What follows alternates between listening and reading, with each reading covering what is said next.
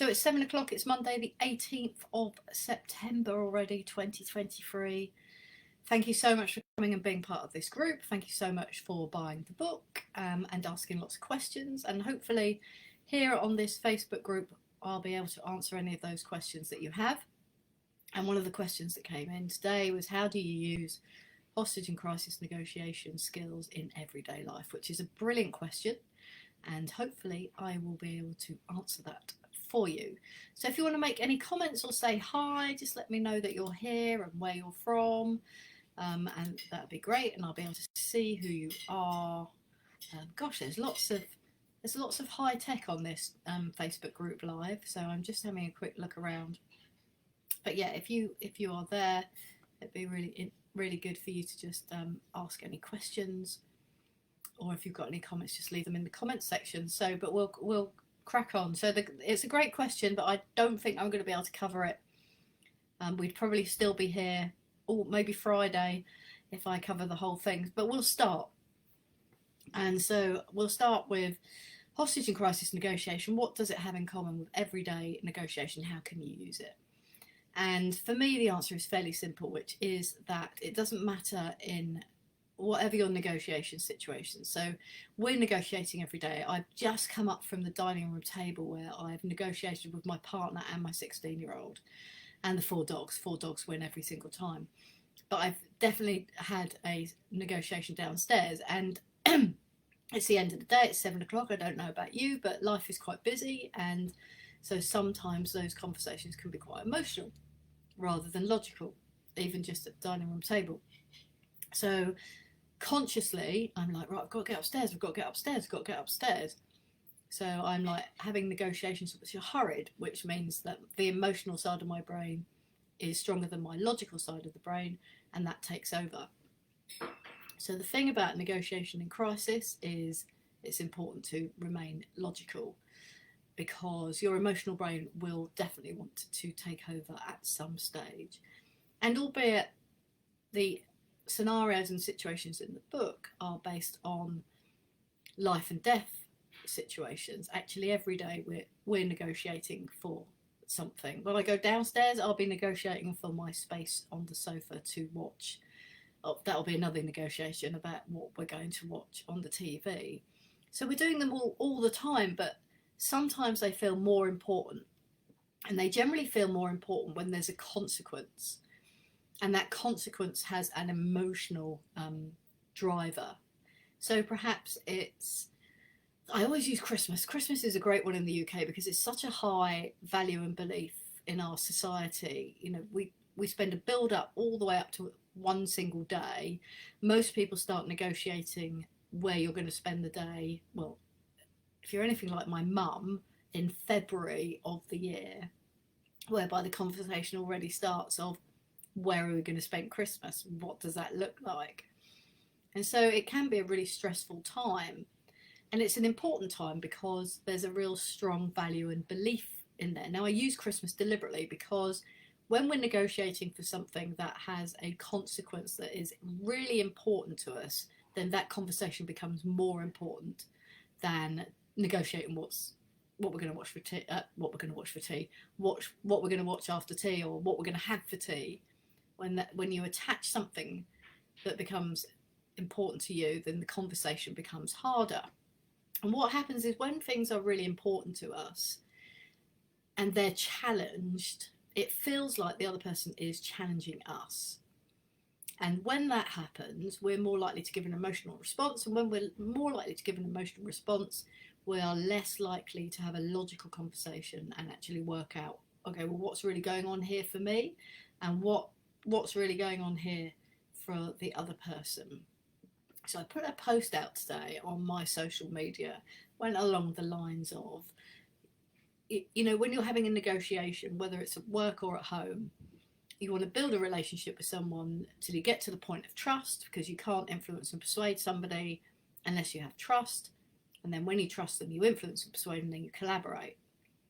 Problem is, most of us have conversations from our perspective. Let me give you a really simple scenario. So I'm talking to a young girl. She's standing on the ledge of a building and she's making a decision as to whether she wants to live or whether she wants to end her life today. So I turn up, very new in the role, still learning. I'm still learning, by the way. Every day is a school day because you learn all the time from conversations. You just have to be more present than you probably are at the moment. And that's why I always do my training in 3 steps, which is conscious, make you more conscious of the way that you behave. Competent, give you more skills to help you to communicate in a different way, a more effective way. And the third one is confidence, because it is all about confidence. Because sometimes when we become emotional, we become submissive and we don't say the things that we really want to say. We don't have the conversations that we really want to have. And I'll often say that the conversations you are not having are the ones that you should be having, based on what I believe to be true. So going back to the scenario, you'll find that I'll go off on massive tangents. I'm really sorry. Watch the replay. I'll try and stick on track. I just have so much that I kind of want to give to you, and we're 6 minutes in already. So the young girl on the left, so she has a really strong belief at that time in her life that nobody cares for her. So she might say something like this: nobody cares about me. And I want to say, and have said before, I really care about you. Because I do, because this is the truth. I'm standing there right there and now with somebody in a really challenging circumstance, and I want to show that I care to them. And there's nothing wrong with that. There's nothing wrong with any of what we're going to talk about. It's just about us understanding that that's what we do as human beings. So I say, I care about you, because I do. And also because I have a really strong value of caring for people, and that I have good family relationships, I have good friendships in my life, I have good work relationships. So I know there are people in the world that care about me. So it's difficult for me to look at the world from someone's perspective where I'm like, what do you mean nobody cares about you? There must be somebody. You almost want to start going through, trying to problem solve that and going, well, what about your parents? What about the people that care for you? What about your teachers? What about your siblings? What about your friends? That's irrelevant. That's all about me. That's all about me trying to show that other person that there are people in the world that care about her. So, of course, I get an emotional response, which is, how can you care about me? You don't know anything about me. Why would you even say that? And as we work that through, we can see clearly we both have really strong beliefs and they're not matching. And neither of us are looking at the world from the other person's perspective. We're both in our own bubbles, doing our own thing. So we can't build a relationship. So I'm never going to get her to trust me if I carry on that tact of, yeah, but there must be somebody in the world that cares about you. Or trying to problem solve for her, or trying to show her that there is a different way. Because that, as a great mentor said to me once before, I haven't had the right to do that. It's the same as a 16-year-old in my life. I entered the 16-year-old life, Meg, when she was 6, and I was in my 40s. And one of the first things I did was to prove that I was a good and decent human being and that she could trust me and I was going to be a good step parent. As they were renovating the house when I went round to see them in the first month that we'd started seeing each other. And I thought, I know, a great idea, I'll take round some food because that'll work. So I took some food round that would obviously show me as a caring human being. I put it on the side in the kitchen. In walks Meg, age 6, looks me straight in the eyes, and she said, "What is that?" I said, "That's dinner. That's dinner. Here I am, superhero, here to show you that I'm a great person and that I'll look after you." And she went, "Yeah, but what is it?" I said, "It's chicken stew." And she said, "Oh, I don't like chicken stew," and stormed out the kitchen. And I was like, wow. Okay, well, that didn't go quite to plan. But again, I was looking at the world through my perspective, through my lens, not at the world through, here is a 6-year-old meeting a new adult for the first time in her life. And that's what I mean. So I'm going to say start there. Start to think about the conversations that you have and the negotiations that you have, whether that's at home, whether that's at work, with strangers, with family, whoever that might be. And start to think about, okay, well, whose perspective am I looking at this from? Because when you start to become consciously aware, you'll realise that actually it's all about you, and you're looking at the world from your very own perspective. And there's nothing wrong with that. It's just about understanding that's what you do.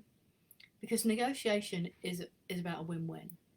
And so it's understanding about who you're talking to. It's about appreciating the world through their lens. So I happen to wear glasses for reading and computer things.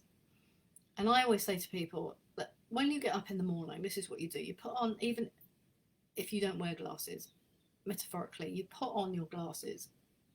And in your lens, you see the world based on your values, your beliefs, and your experiences. And every single person that you meet in your life that day has their own set of glasses. And in their glasses, they have their own lenses with their values, beliefs, and experiences. And no two people are the same.